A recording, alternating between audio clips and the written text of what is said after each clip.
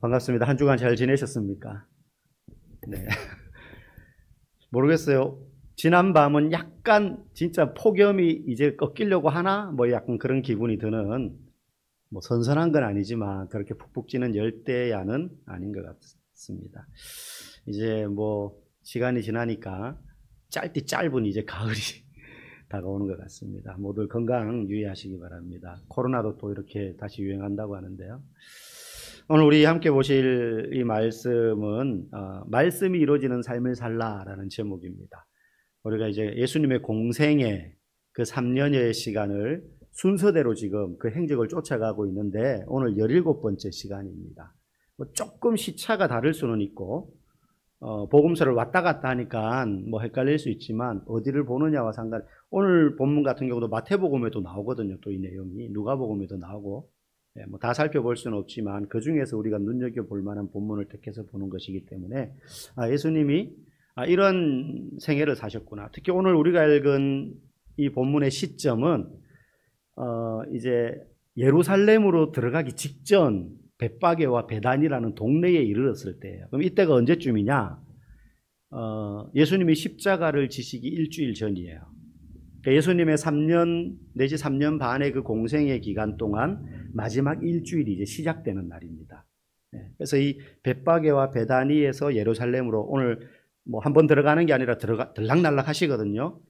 그 일주일 기간 동안 3번 정도 이 베다니에 들르세요.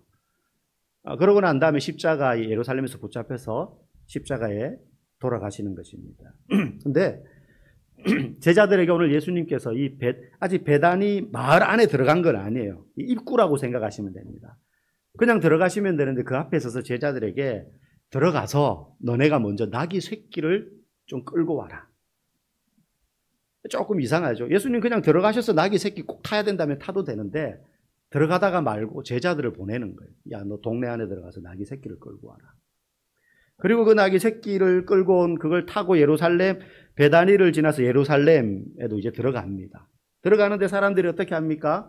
자신들의 겉옷과 그리고 나뭇가지를 길에 펴면서 오늘 본문 9절 10절에 보니까는 찬양을 하며 소리 높여 외칩니다. 호산나 찬송하리로다 주의 이름으로 오시는 이여.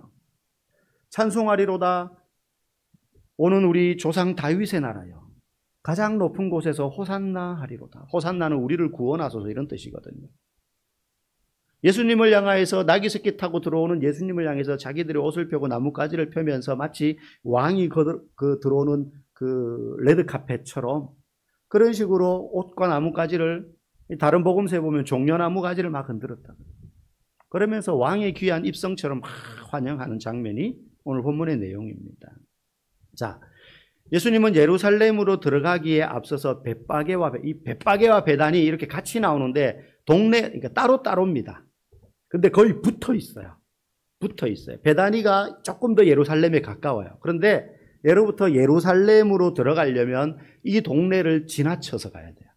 그래서 예수님도 지금 그렇게 가시는 거거든요. 근데 이 벳바게와 베다니에서부터 이제 나귀를 타셨습니다.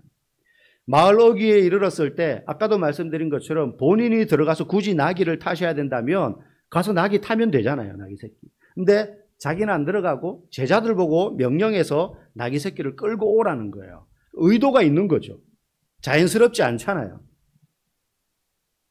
일부러 제자들 보고 그렇게 시킨 거예요. 이유가 있다는 거예요. 왜 예수님은 나귀를 굳이 타려고 하셨어요? 그것도 나귀 새끼를. 오늘 본문은 예수님이 말씀을 구약의 예언들을 그대로 이루어가고 있구나 하는 걸 좀 살펴보는 게 주제예요. 예수님이 나귀 새끼를 타려고 했던 이유는 걷기가 힘들어서 다리가 아파서가 아닙니다. 아니면 내가 나귀 새끼 타고 가면 사람들이 왕인 줄 알고 환호하겠구나. 그걸 예상하시고 나귀 새끼를 끌고 오라고 하신 게 아니에요. 예수님이 지금 예루살렘으로 이제 마지막 일주일 남겨두고 예수님은 알아요. 내가 지금 예루살렘으로 왜 들어가는지. 우리도 지금 이미 이 사건의 내용을 다 알고 있으니까 지금 예수님이 예루살렘으로 왜 들어가시는지를 알아요. 왜 들어가시는 겁니까? 목적이 뭐예요? 십자가 지려고 들어가시는 거예요. 예수님 본인은 알고 있어요. 제자들은 아직까지 잘 모른다 하더라도. 십자가를 지심으로 최종적인 구원 사역을 완수하기 위해서 지금 예루살렘으로 들어가시는 겁니다. 이 십자가를 진다라는 건 많은 사람들이 예수님을 로마에서 해방시킬 수 있는 해방자, 지금 있는 정권을 뒤엎고 로마의 압제에서부터 우리 민족을 구원해 줄 그런 인간적인 메시아, 이렇게 바라보거나 아니면 저분이 오병이어의 기적을 행했대, 뭐 이런 소식을 들었기 때문에 우리의 배고픔과 목마름을 해결해 줄 수 있는 분, 요즘으로 말하면 뭐 돈이 많아가지고 말이죠, 굶주림과 그 배고픔을 해결해 줄 수 있는 능력 있는 사람, 뭐 이런 정도로 사람들이 바라보았을지 모르겠지만, 때로는 인생의 의문과 궁금증, 해결할 수 없는 문제들을 해결해 줄 수 있는 그런 뛰어난 선생님, 선지자, 뭐 이런 식으로 예수님을 바라봤을지 모르겠지만, 예수님이 지금 예루살렘에 들어가시려는 이유는 그 모든 것들을 제쳐두고 예수님이 죄를 구원하러 오신 메시아다, 그리스도다, 이걸 드러내주는 가장 강력한 증거이고 역사거든요. 십자가를 진다라는 것. 그리고 그 십자가를 질 수 있는 사람은 오직 성경 속에서 메시아밖에 없어요. 구원자, 유대인들의 머릿속에. 십자가를 지는 것이 구원의 방법이라고는 그들이 알고 있지 않지만, 그들을 이 모든 불합리한 세상 가운데서 구원해 줄 사람은 메시아밖에 없다, 이렇게 알고 있는데, 예수님이 사실 그런 분이거든요. 그래서 메시아 대신 예수님께서 예루살렘에 들어가시는 과정뿐만 아니라 살아온 모든 삶은 그동안 구약 성경에 예언되었던 메시아를 향하여 기록되었던 그 모든 예언의 말씀, 메시아가 오면 이런 일을 행할 거야, 이렇게 모습으로 올 거야, 이렇게 일하실 거야 라고 때로는 상징적으로, 때로는 비유로, 은유로, 그래서 읽어도 어떤 사람들은 잘 못 알아듣기도 했지만, 어쨌든 메시아가 오면 이 땅에서 이런 일을 할 거야 라고 예언했던 그 예언의 말씀대로 예수님이 살아가고 있는 것인데, 이때까지 그렇게 살아오셨는데, 이 마지막 예루살렘으로 들어가는 이 길, 베다니와 벳박이 앞에서 나귀 새끼를 타시려는 것도 바로 구약의 메시아에 대하여 예언한 그 예언을 성취하시기 위해서 지금 굳이 자기가 가서 타시는 게 아니라 제자들 보고 끌어오라고 지금 하고 계시다는 거예요. 그래서 나귀 새끼를 타는 것도 메시아에 대한 예언을 이루는 과정이라는 거예요. 어째서 그러냐? 구약 성경 소선지서 스가랴서 9장 9절에 보면 이런 예언이 나옵니다. 우리 같이 한번 화면을 보시고 읽어보겠습니다. 시온에 따라 크게 기뻐할지어다. 예루살렘에 따라 즐거이 부를지어다. 보라, 네 왕이 네게 임하시나니 그는 공의로우시며 구원을 베푸시며 겸손하여서 나귀를 타시나니 나귀의 작은 것 곧 나귀 새끼니라. 스가랴 선지자는 예수님으로부터 500년 전에 이 예언을 한 선지자예요. 이 예언의 내용은 우리를 구원할, 여기는 왕이라고 되어 있지만 공의로우시며 구원을 베푸시며 겸손하신 왕, 이 왕은 메시아를 말해요. 이 메시아가 나귀, 그것도 작은 것, 나귀의 작은 것, 나귀 새끼를 타고 입성하신다는 거예요. 500년 전에 그렇게 메시아가 그냥 입성하시는 것이 아니라 나귀 새끼 타고 입성할 거라고 예언을 했어요. 예수님은 명확히 알고 있죠. 이 예언이 자기를 위한 것이라는 거예요. 그래서 굳이 그냥 들어가시는 것이 아니라 제자들 보고 나귀 새끼를 끌러와라. 내가 그거 타야 된다. 예언의 성취를 위해서. 그러면 두 번째, 왜 하필 예루살렘으로 들어가는 게 목적이라면 예루살렘 도성 입구에서 나귀 새끼를 타도 되잖아요. 왜 하필 베다니와 벳박에부터 타시는가? 이제 다음 주쯤에 이 베다니에서 있었던 일에 대해서 또 이야기하겠지만, 예루살렘 들어갔다가 오늘 본문에 보면 이제 해가 저물자 나오시거든요. 베다니로 다시 나오신단 말이에요. 이 벳박에라는 동네의 뜻이 뭐냐면 무화과의 집이라는 뜻이에요. 그리고 베다니는 무슨 뜻이냐면 별로 뜻이 안 좋아요. 가난한, 이런 뜻이에요. 동네 뜻이 가난하다는 거예요. 아마 빈민촌이었던 것 같아요. 요즘으로 따지면 정말로 가난한 사람들만 모여 사는. 근데 이제 다음 주에 이 의미에 대해서 더 깊이 있게 풀어보겠지만, 어쨌든 작은 시골 마을이에요. 굉장히 작은 시골 마을이에요. 근데 성경에서 아주 중요한 사건들 몇 가지가 이 동네에서 일어나요. 열매 맺지 못하는 무화과 나무를 예수님이 저주해서 그 무화과가 시들어버린 그런 일도 일어나고요.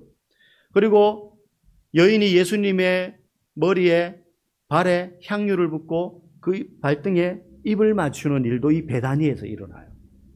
그리고 죽은 나사로를 살린 것도 이 베다니예요. 네. 작은 시골 마을에 불과하지만 성경의 많은 일들이 메시아를 통하여 예수님을 통하여 일어난 장소입니다. 그리고요, 예루살렘 그러면 그 당시에 행정구역의 시작이 뭐 예루살렘 성벽, 성문 밖 거기서부터 시작되는 게 아니라 행정구역상으로 예루살렘 그러면 이 베다니와 벳바게가 포함되어 있었어요. 그 당시에. 우리도 평택 그러면 평택이 무슨 이렇게 줄이 쭉쭉 꺼 있는 게 아니잖아요. 물론 지적도는 있지만 어떤 집은 이쪽은 평택이고 이쪽은 화성일 수 있잖아요. 그런 집들 있죠, 보면 도로 사이에 껴 있거나 그죠? 네. 예루살렘 그러면 그 당시에 이 베다니와 벳바게에서부터 예루살렘이라고 불렀어요. 워낙 가까이 붙어 있으니까. 베다니 같은 경우는 한 1.5에서 2km밖에 안 떨어져 있어요. 예루살렘에서. 네. 그리고 이제 벳바게는 한 3km 요 정도 떨어져 있는데. 그래서 당시 유대인들의 안식일 법에 의하면 안식일 날 할 수 있는 일과 할 수 없는 일들이 다 정해져 있거든요. 걸어가는 거리도 정해져 있어요. 이 거리 이상을 안식일 날 넘어서 걸으면 그거 안식일의 법을 어긴 거다라고 처벌을 했어요. 걸어갈 수 있는 거리도 정해져 있어요. 안식일이라고 해서 아무것도 안 하고 꼼짝 못하고 있을 수는 없으니까 거리가 정해져 있거든요. 근데 그 거리가 어디까지였느냐 하면 안식일 날 빵을 들고 이동할 수 있는 거리가 어디까지였느냐, 베다니와 벳바게까지의 거리라고 했어요. 베다니와 벳바게까지의 거리. 그래서 안식일 날 예루살렘에서 갈 수 있는 제일 최대한의 거리가 바로 한 3km 지점인데 동쪽에 딱 거기에 베다니와 벳바게라는 마을이 위치한 거예요.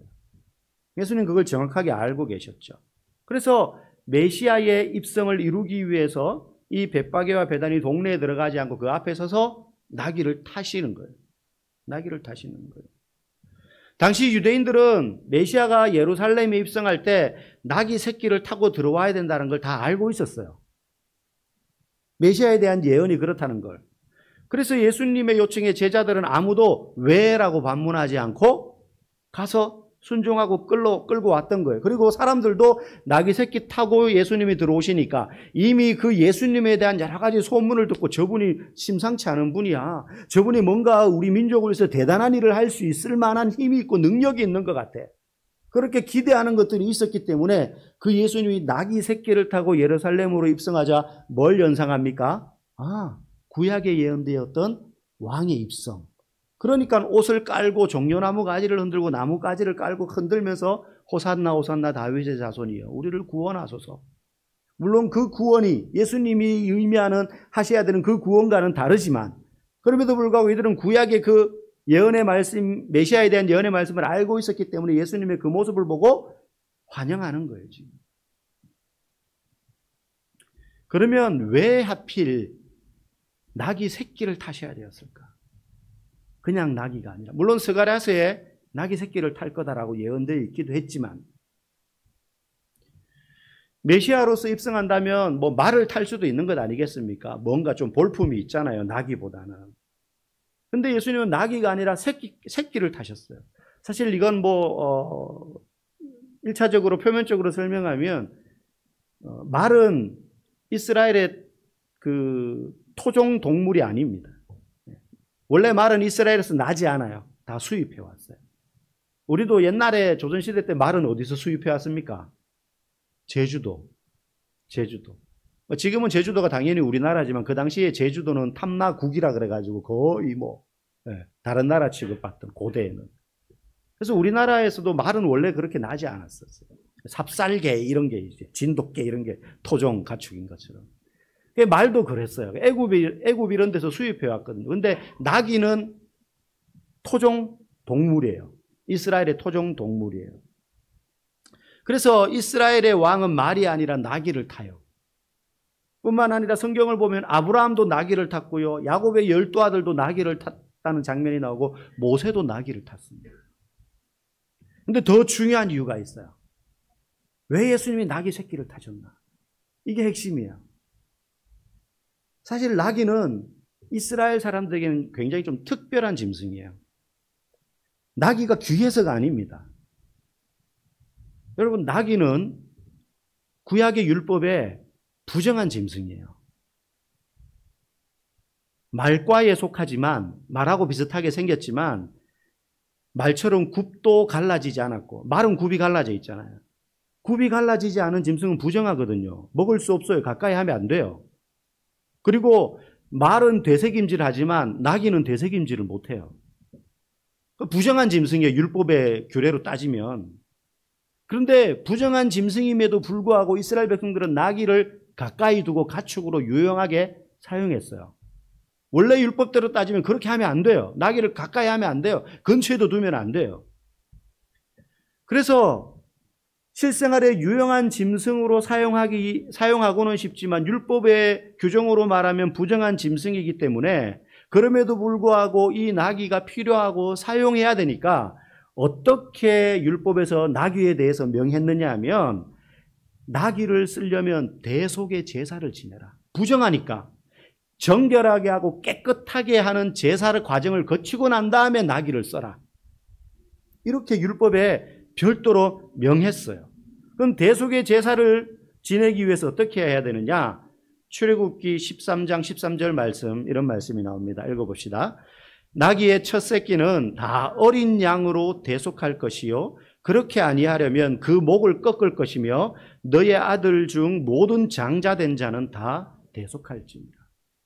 여기 보니까 나귀의 첫 새끼는 어린 양으로 대속해라. 나귀가 새끼를 낳았어요. 새끼라고 해봐야 부정해요. 근데 얘를 키워서 가축으로 써야 돼.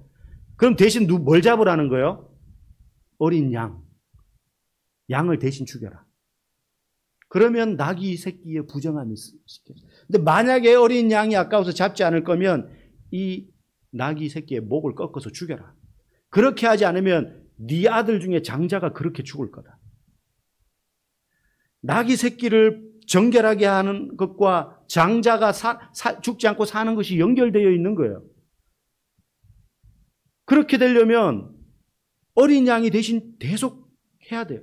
양을 죽여야 돼요. 그래야지 나귀를 쓸 수 있어요. 그 부정함이 사라진다는 거예요. 여러분, 이게 지금 무엇을 의미하는 것 같습니까? 우리와 같은 거예요. 우리가 우리의 죄로 인해서 죽을 수밖에 없는 부정한 존재들이에요. 아무리 도덕적으로 깨끗하게 살아도요, 씻을 수 없는 죄가 우리의 영혼에 새겨져 있는 사람들이란 말이에요. 육신의 잘못은 뉘우치고 죄값을 갚을 수 있지만 영혼의 죄는 무엇으로도 갚을 수 없어요. 모든 사람은 죄로 말미암아 이 나귀와 같이 부정해요. 날 때부터 부정해요. 의인은 없나니 이 세상에 단 한 사람도 없다라고 로마서에서 이야기한 것처럼 이 나귀의 부정함과 같이 우리는 그렇게 부정하다고요. 죄 때문에. 한 사람도 하나님 앞에 나갈 수 없어요. 그래서 가까이 있을 수 없다는 거죠. 부정한 나귀처럼 우리도 죽을 수밖에 없는 상태라는 거예요. 그러나 무죄하신 어린 양 대신 예수님께서 우리를 대신해서 자신의 목숨을 대속의 제물로 내어 주심으로 우리가 정결하게 되었는데, 이 나귀 새끼를 정결하게 하는 율법을 통해서 그런 우리의 모습을 발견할 수 있다는 거예요. 여러분, 왜 예수님이 그러면 우리를 위해서 대속하셨어요? 왜 어린 양처럼 힘없이 죽으셨습니까? 우리가 예뻐서가 아닙니다. 예수님의 십자가로 인해서 죄에서 정결하게 우리가 되었는데, 그런 다음에 우리를 통해서 어떤 일을 하기를 원하시는 거예요. 예수님이 다 하실 수 있고 하나님이 다 하실 수 있지만 그분은 항상 사람과 같이 일하기를 원하세요. 우리를 통해서요, 하나님의 구원이 이 땅 가운데 점점점 확장되고 이루어져 나가기를 원하시기 때문에 자기 아들을 대속의 죽음으로 내모셨다는 거예요. 그래서 신앙생활은 그때부터 시작되는 겁니다. 교회 나와서 등록하고 새가족 공부 마치고 신앙생활 하다가 집사가 되고 그런다고 신앙생활이 끝나는 게 아니라는 거예요. 예수를 믿어서 죄에서 깨끗하게 되는 것이 끝이 아니라 그때부터 시작입니다. 예수님이 나의 구세주심을 믿습니다. 그러면 다 되는 게 아니에요. 그때부터 이제 걸음마가 시작되는 겁니다. 무슨 시작이 되는 겁니까?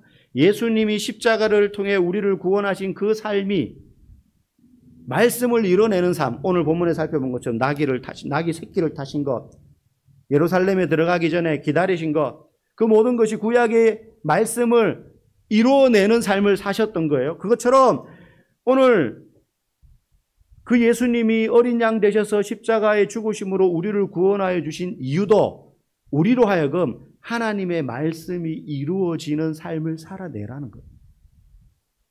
예수 믿으니까 이제 뭔가 안전이 보장되어서 내가 원하는 것을 성취하고 내가 얻고 싶은 것을 신앙생활 잘해가지고 얻어내고 그래서 복받고 뭐 이런 삶을 살라고 우리를 구원하시고 그걸 위해서 십자가에 죽으신 게 아니라 내가 말씀을 이뤄내는 삶을 산 것처럼 너희도 그렇게 살아라는 거예요. 말씀을 이뤄내는 삶. 여러분, 말씀이 이루어지는 삶을 산다는 건 마치 축복의 말씀을 우리가 좋아해서 그걸 가운으로 삼고 표어로 삼고 마치 주문처럼 마음속에 외우고 부적처럼 마음에 담아두는 그런 게 말씀이 이루어지는 삶을 산다는 게 아니라 내가 그 말씀들을 성경에 있는 이 수많은 말씀들 가운데 물론 다 지키면서 할 수 없죠. 율법도 그렇게 하다가 실패했는데 예수님도 우리에게 이걸 다 지키라고 말씀하지 않아요. 그래서 십계명을 주신 것이고 예수님이 첫째 되는 계명이 무엇입니까? 라고 물었을 때 크고 첫째 되는 계명은 내 하나님 여호와를 제일 먼저 사랑하고 목숨을 다해서 마음을 다해서 그 다음 두 번째 내 이웃을 내 몸과 같이 사랑하라. 이게 두 번째 계명이다. 이렇게 말씀하셨잖아요. 그걸 실천하며 사는 게 말씀이 이루어지는 삶을 산다는 거예요. 우리를 통해서요 구원의 그 소식들이 흘러가는 거예요. 구원의 복음이 흘러가는 삶을 사는 것이 말씀이 이루어지는 삶을 사는 것입니다. 그거 딱 맞고 나만 내 가족만 신앙생활 잘하고 열심히 해서 복 받으면 되지 아니에요. 그거는 말씀이 뭔지 모르고 사는 삶이에요. 여러분, 예수 믿으면 천국 갑니다. 그게 아니라 예수님이 제자들에게 내가 너희를 섬긴 것 같이 너희도 서로 섬겨라. 그렇게 한 것처럼 우리도 다른 사람을 섬기는 사람이 된다면 말씀이 이루어지는 삶을 사는 거예요. 먼저 내 배부터 불리고 남을 챙겨라 라고 세상이 가르치지만 예수님은 뭐라고 이야기하셨습니까? 네가 대접받고 싶으면 먼저 네가 남을 대접해라. 우리는 네가 나를 해줘야지 나도 그렇게 하지 이렇게 생각해요. 세상 그렇게 가르치잖아요. 근데 예수님은 네가 그렇게 대접받기 원하면 네가 먼저 대접해. 그러면 그렇게 하는 것이 말씀이 이루어지는 거예요. 말씀이 이루어진다는 것이 우리가 예수님처럼 다른 사람의 죄를 대신해서 십자가를 져줄 수 있고 그럴 수 없잖아요. 그런 게 아닙니다. 먹고 마시고 입는 것을 모든 사람들이 먼저 구하지만 그것보다 하나님 나라와 의를 먼저 구하라라고 했으니 하나님이 기뻐하시는 것은 무엇일까를 생각하고 그 일을 행하는 것이 말씀이 이루어지는 삶을 사는 것입니다. 여러분, 우리가 뭐 대단한 일을 해낼 수는 없겠지만 여러분이 일주일 동안 직장에서 자녀들은 학교에서 또 마을에서 가정에서 내가 한 큐티를 하거나 성경 통독을 하거나 하면서 눈에 들어오고 가슴에 들어왔던 그 말씀을 내가 오늘 이렇게 살아봐야겠다. 내가 이번 한 주는 이 말씀대로 한번 살아볼까? 그렇게 해서 그거대로 실천해 보는 거예요. 그게 말씀이 이루어지는 것입니다. 말씀이 이루어지는 것입니다. 저는 이 땅에 교회의 숫자가 적어지거나 그리스도인의 숫자가 적어지는 것이 문제가 아니라고 생각합니다. 그거는 별로 문제가 아니에요. 왜? 많아지는 것이 꼭 좋은 것만은 또 아니니까. 단순히 숫자가 많아지는 게 아니라 말씀대로 사는 사람이 많아져야 되는 것 아니겠습니까? 그런 교회가 많아져야지 되는 거겠죠. 예수님은 우리에게 그걸 기대하신다는 거예요. 막 자녀를 막 공부 막 뺑뺑이 시켜가지고 서울대 보내가지고 막 플랜카드 시골에 가면 우리 여기 동네 평택도 좀 이렇게 약간 외곽지 돌아다니면 무슨 박사학위 누구 집 둘째 아들 무슨 박사학위 땄다고 현수막 막 걸어놓고 이렇게 하더라고요. 네. 뭐 그렇게 해가지고 그걸 우리에게 기대하시는 게 아니에요. 땀 흘리며 막노동을 해도 다른 사람 밑에 가가지고 알바를 하면서 그렇게 먹고 살아도 아무 상관없어요. 그 자리에서 내가 하나님의 말씀을 믿는 사람으로 그 말씀을 지키며 산다면 그 삶이 메시아 되신 예수님이 십자가에서 피 흘려서 우리를 구원해 주신 값어치대로 사는 인생이 되는 줄 믿습니다. 여러분, 나이도 상관없습니다. 제가 예전에 저희 모교회에서 자라고 이제 전도사가 되어서 갔단 말이에요.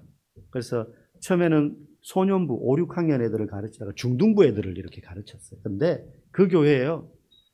그 당시에 이미 이제 은퇴하신 70이 넘으신 권사님이 계셨어요. 머리가 하얘요. 뽀글뽀글하게 파마 있는데. 근데 그분이 한 10몇 년을 유년부 교사만 하셨어요. 초등부 1, 2학년 애들. 그러니까 할머니는 머리가 호백발이고 애들은 이제 8살, 9살짜리 앉혀놓고 이제 공과 공부를 하는 거예요. 근데요, 이 권사님은요, 그 아이들을 볼 때마다 막 눈에서 막 꿀이 뚝뚝뚝뚝 떨어져요. 어찌할, 막 너무 사랑스러워서. 그래서 토요일마다 학교 앞에 가서 전도하면 땡볕에도, 여러분, 데프리카의 한여름 날씨가 얼마나 덥겠습니까? 토요일 날 애들, 그때는 이제 토요일 수업했으니까 오전 수업 마치고 12시, 12시 반, 1시 제일 더울 때 나오면 사탕하고 무슨 캐러멜 전도제 그거 하나 붙인 거 가지고 가가지고 주면서 전도하는 거예요. 그래서 막 하면 그 학교 다니는 그 반 애들이 나오잖아요. 그러면 선생님 이러면서 이제 주일학교 자기 선생님이니까 관객이 좀 희한해요. 허리 굽어진 머리 허연 할머니한테 요만한 꼬맹이들이 가방 메고 선생님 하면서 뛰어오면 이분은 막 안고요. 막 꼭 안고 기도 막 해주는 거예요. 기도해 주는 보고 싶었다 얘들아 막 이러면서. 그 이분이요 옆에서 보면 공과 내용을 잘 가르치는 것도 아니에요. 이분은 공과 내용하고 상관없이 항상 결론은 똑같아요. 예수 믿어야 천국 간다. 다윗 이야기를 하든 베드로 이야기를 하든 무슨 이야기를 하든 공과 내용은 있는데 결론은 예수 잘 믿어야 천국 간다. 예수 꼭 믿어라. 꼭 믿어라. 공과 시간 재미가 없어요. 다른 젊은 선생님들 막 뭐 만들어 오고 막 이렇게 하는데 스티커도 붙이고 이분 그런 거 못해요. 근데 너무 진지하고 사랑스러운 모습으로 이 아이들한테 막 진짜 기도할 때는 이 아이들의 영혼을 위해서 눈물을 흘리면서 기도하는 거예요. 새벽 예배를 나오실 때 출석부를 들고 나와요. 자기 유년부 1, 2학년 아이들 출석부 들고 나와가지고요. 새벽 예배 마치고 나면 개인 기도할 때 그 출석부를 펴놓고 아이들 이름 위에 손을 얹고 축복 기도하는 거예요. 애들이 알겠어요. 그렇게 하는 걸 모르죠. 굳이 이야기할 것도 없으니까. 선생님들이나 교육자들은 알아요. 그래서 아이 이름 불러가면서 기도하고 그 아이의 믿지 않는 아빠 장사를 뭘 하고 있는데 장사 잘 되게 해주시고 예수 믿게 해주시고 그래서 막 출석부에 눈물을 뚝뚝 흘러가면서 기도해요. 여러분 말씀이 이루어지는 삶을 산다는 건요 막 대단한 막 이름을 날리고 그런 게 아니에요. 그거예요. 여러분에게 맡겨진 영혼 주변에 있는 내 영혼에 부담이 되는 한 사람 그 사람을 위해서 기도하고 야구르트라도 내게 있으면 내 입에 넣기 전에 그 사람 입에 먼저 넣어줘 보고 여러분 예수 잘 믿어서 잘 먹고 잘 사는 게 우리의 자랑이 될 것이 아니라 말씀대로 매일매일 살아내는 거 그것이 주님 앞에 드릴 우리의 자랑이 되기를 주님의 이름으로 간절히 축복합니다.